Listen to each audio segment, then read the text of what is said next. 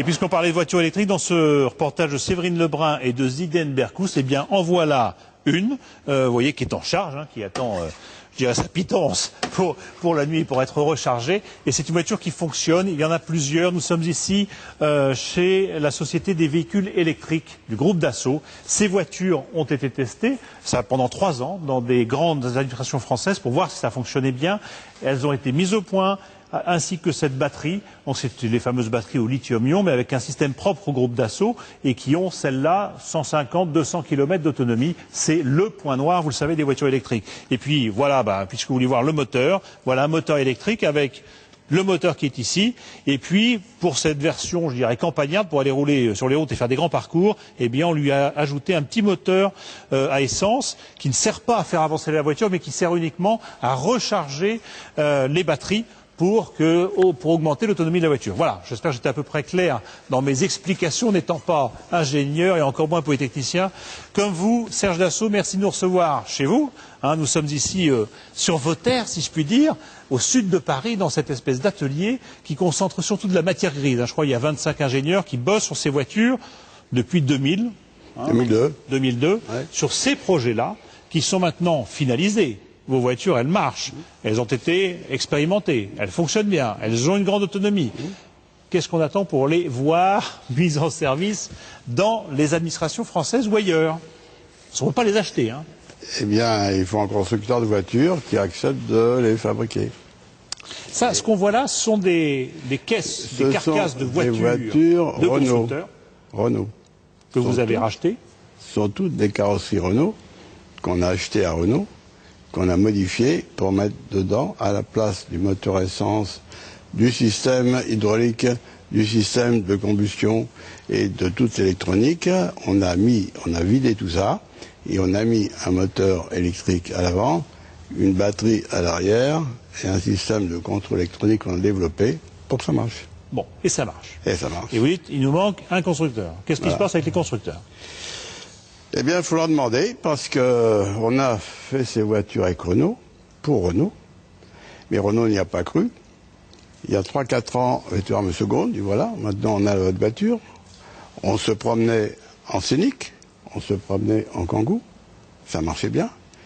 Et il m'a dit, j'y crois pas, il n'y aura pas de voiture électrique, puis de toute façon, nous travaillons avec les Japonais, avec Nissan. Bon, et il vous a dit pourquoi il n'y croyait pas? C'est son affaire. Non mais vous avez argumenté. Alors, il y a un problème structurel dans cette affaire-là, c'est qu'il y a un changement de culture entre un constructeur de voitures électriques qui est habitué à faire des voitures essence et un nouveau constructeur de voitures électriques. C'est comme au moment où on est passé des avions hélices aux avions à action.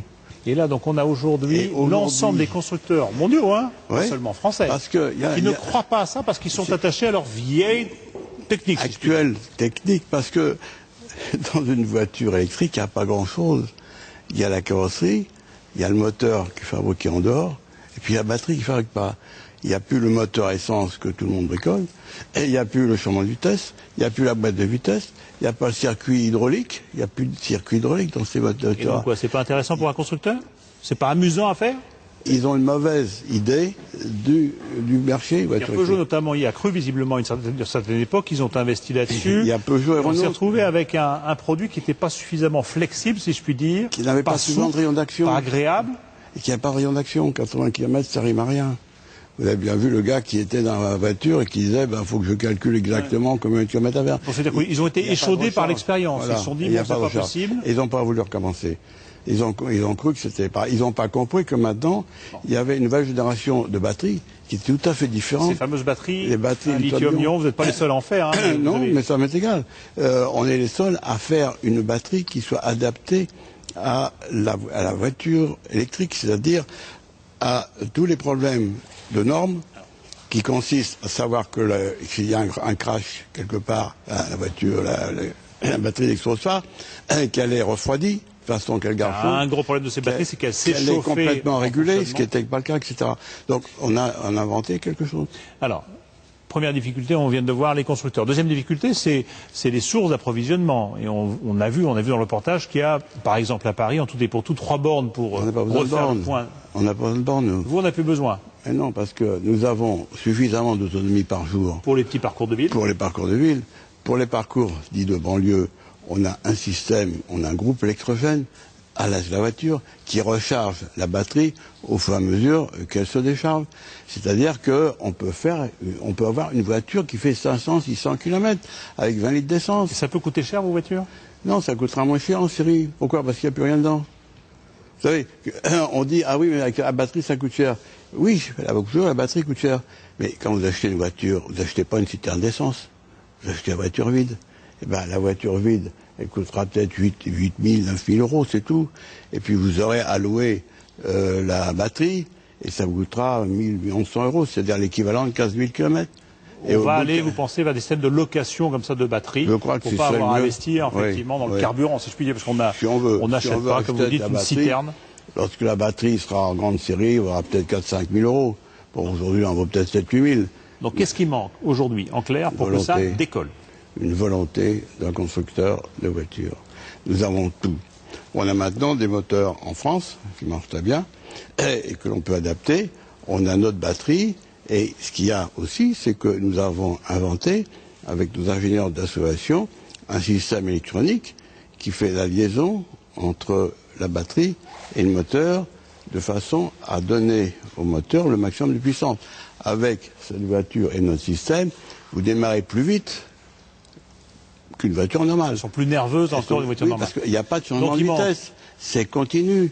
Et il n'y a pas d'arrêt. Et cette voiture fait 120 km à l'heure sur l'autoroute. Vous êtes tout à fait. Et ça ne fait aucun bruit. Et ça ne pollue pas. Et c'est 100% propre. Seulement voilà. Il manque un peu de volonté. N'a pas voulu nous croire.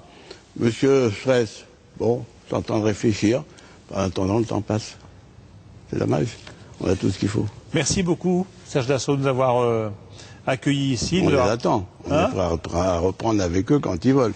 J'espère que Peugeot va comprendre. Ils sont un peu prudents, ils sont un peu frileux. Oui, un peu trop, c'est dommage. Ils n'ont pas l'audace que... Il y a que Bolloré qui a commencé à faire... Bolloré, de son côté, essaie aussi de faire des choses.